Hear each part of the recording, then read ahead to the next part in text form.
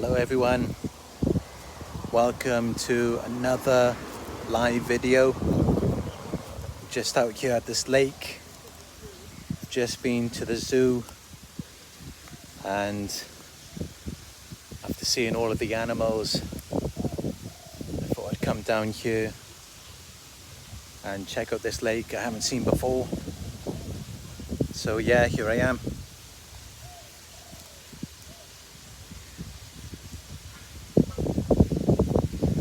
I think I can hear some birds or owls in the background.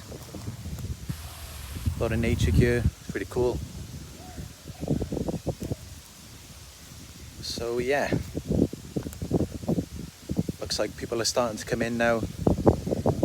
So let's go on with the topic. Why narcissists are hateful and envious of you. Of course, there are specific reasons for that. And as we know in general, they are like haters, and they always desire to take something from you. But not only that, they feel like someone's trying to take something away from them. They're very jealous too. And yeah, the reason why they're so hateful and envious towards you is because you have what they want, and they want to participate. They want to partake in that, but they can't. And the reason why is because it irritates them that it belongs to you.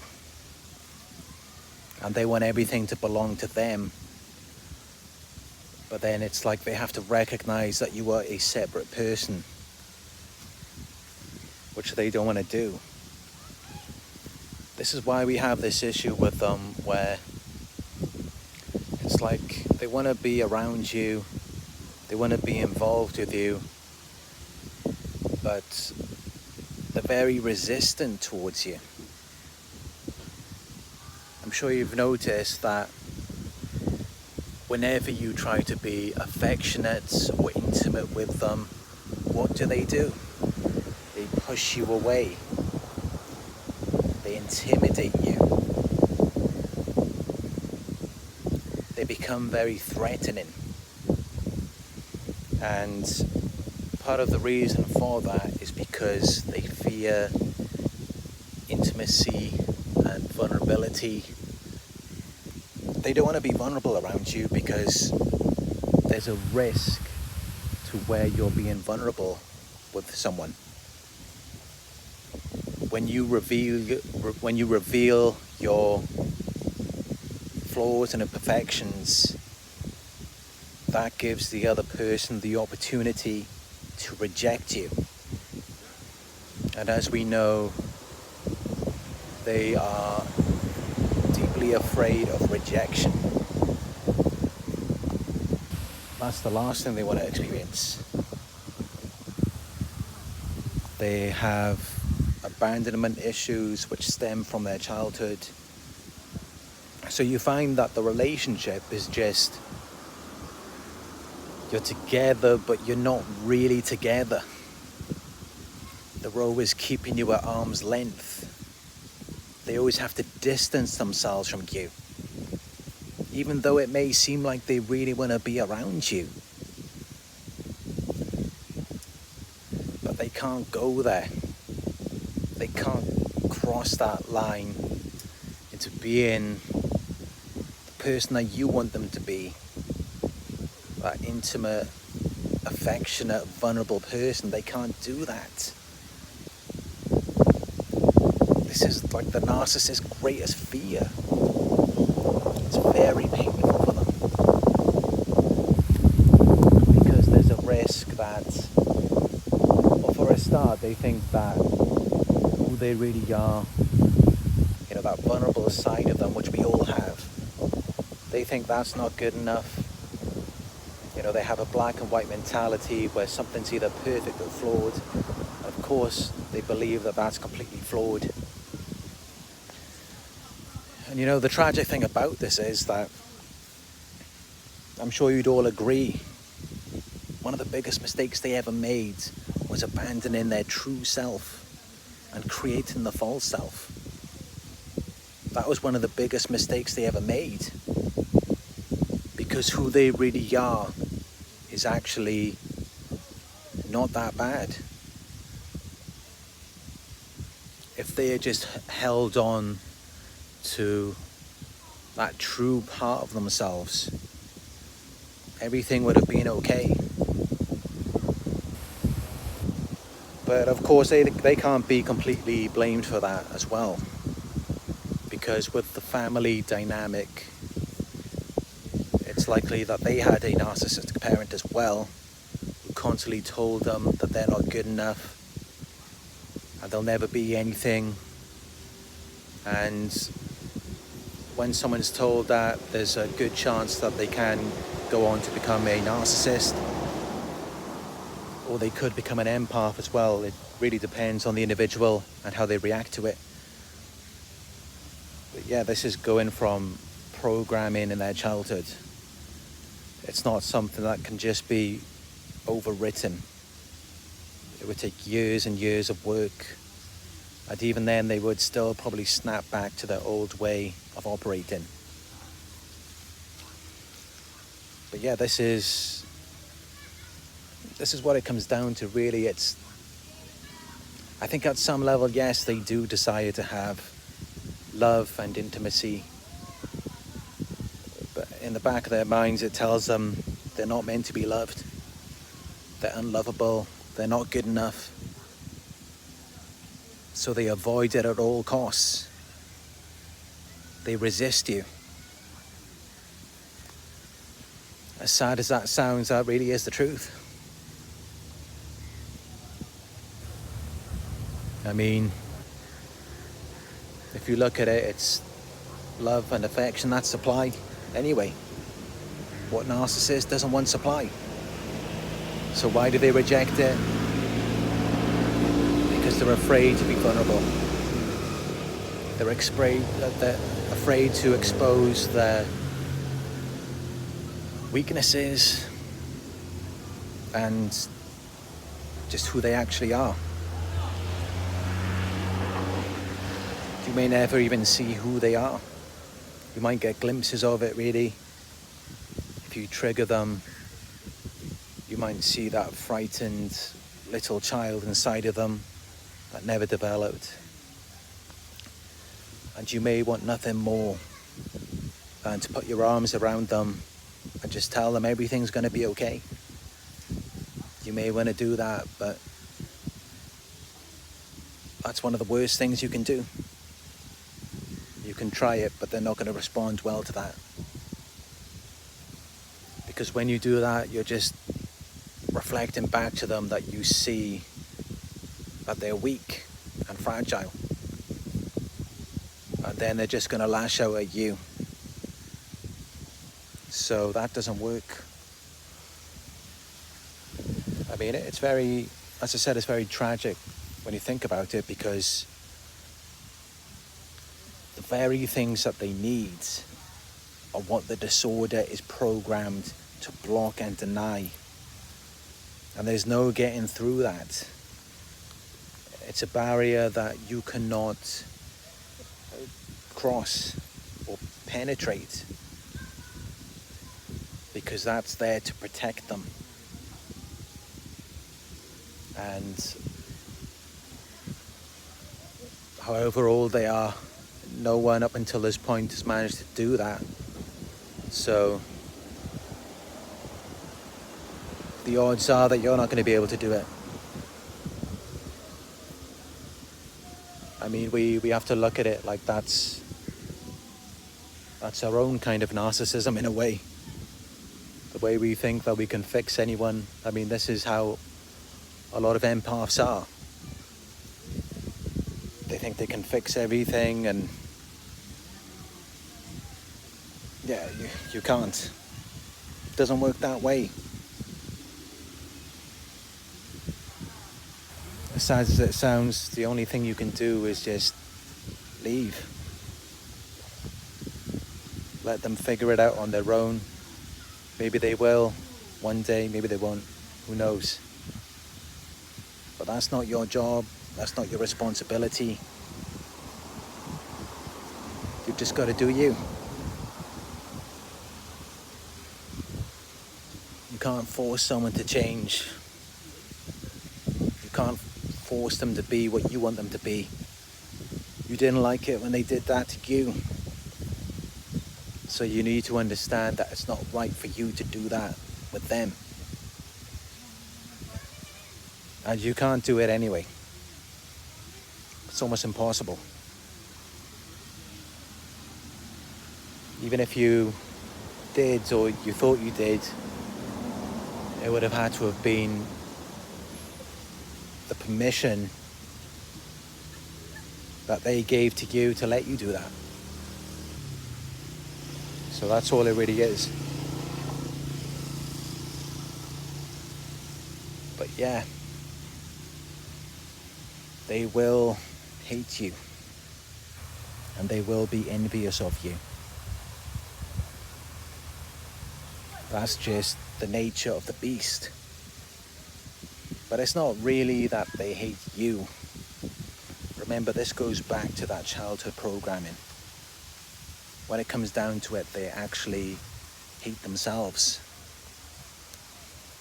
And the reason for that is because of the narcissistic parent or a family member, a friend, whoever it was, someone put it in their heads that they're not good enough.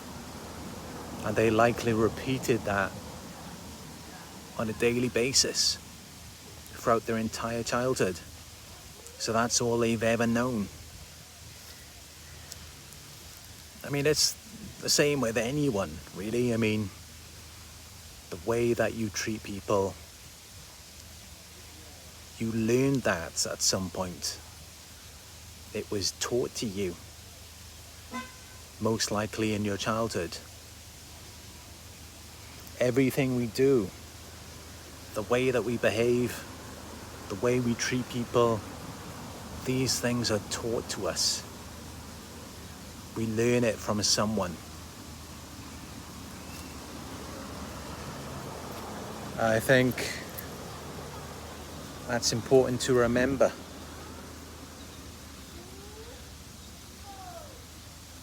For many of us, of course, we may have learned certain unhealthy habits. I know I have. But we can change those things. We can become better people. We can become stronger. And especially after being involved with a narcissist, when we develop the self-awareness, especially following the relationship, that's how we're able to do those things. But remember, the problem with narcissists is that they lack self-awareness. That's why it's so difficult for them to do that. I mean, I have heard of these things about self-aware narcissists, but I don't know. I don't know what I think about that, because one of the main traits of the disorder is that they're meant to lack self-awareness. That's why they keep doing the same things again and again, expecting a different result. I mean, that's the definition of insanity, as Albert Einstein once said. I mean, surely if someone is doing the same thing again and again, and they're expecting a different result, that must mean that they lack self-awareness. So it does make me wonder about these self-proclaimed self-aware narcissists on YouTube, or maybe they're misdiagnosed, like Sam Vaknin, and then there's another one, Lee. Are they really narcissists? Are they really full-blown NPD? I don't know. maybe they're just narcissistic.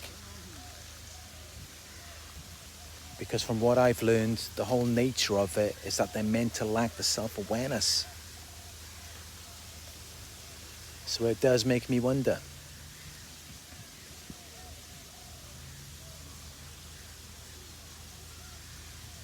I mean, the way that they can just talk on these videos,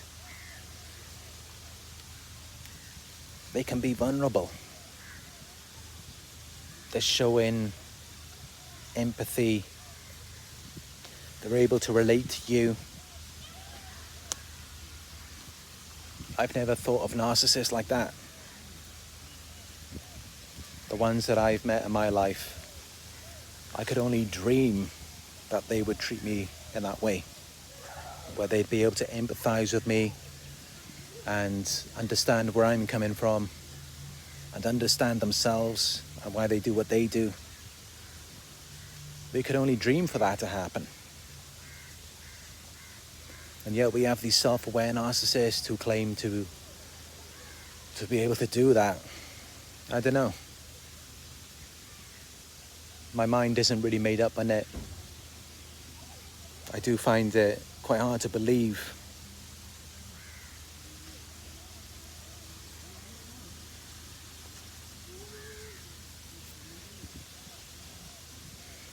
But yeah,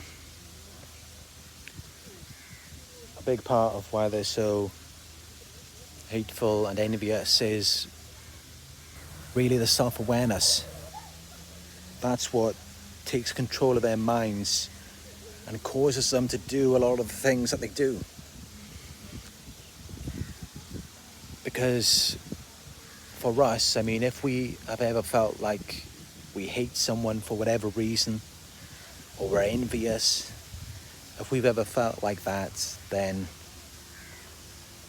as soon as we become aware of it, and we're thinking in our minds, yes, okay, I feel hatred, I feel envy, I feel whatever I feel, as soon as you do that, then the emotion lessens, it goes down. And yeah, as we see with narcissists, the emotion doesn't tend to go down, it gets worse. If you tell them, you bring their attention to it, it just causes an even bigger narcissistic injury, and they get even worse. Any kind of self-awareness makes them worse while it makes us better. And yeah, there's an obvious link there. If you trigger someone to self-reflect and they hate that, I should tell you everything you need to know. They hate themselves. And you may think that you hate yourself, but just look at it how if someone brings your awareness to something about yourself, it triggers you to self-reflect. You don't get mad, do you? If anything, it humbles you. Tells you you're not that important. And when you react like that, you should know that you don't dislike yourself as much as you may think. Your self-esteem is not as low as you may think.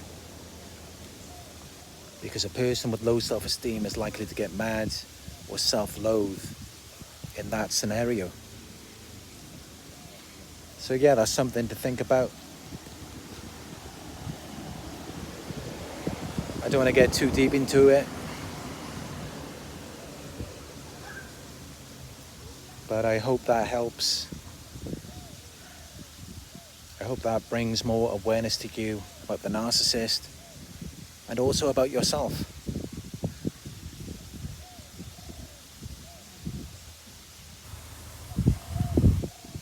Let's take a look at this lake again. It's really beautiful.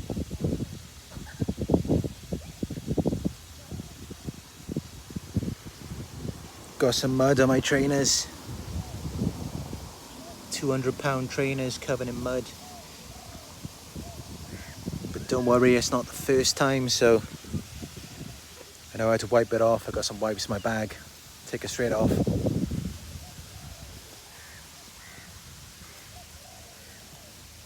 Oh, it's been a really good day today. Saw lots of cool animals. A lot of firsts. Saw a white tiger for the first time. Looked like it was sleeping, but still glad I got to see that.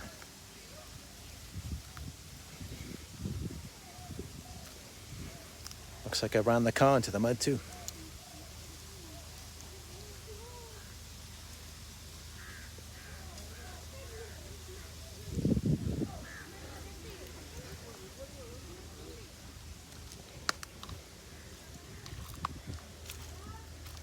Anyway, I'm gonna go now back into the car. Please give this video a thumbs up. 112 live viewers, only 39 thumbs up. Let's get those thumbs up. Thank you all for joining me, and you all have a great day.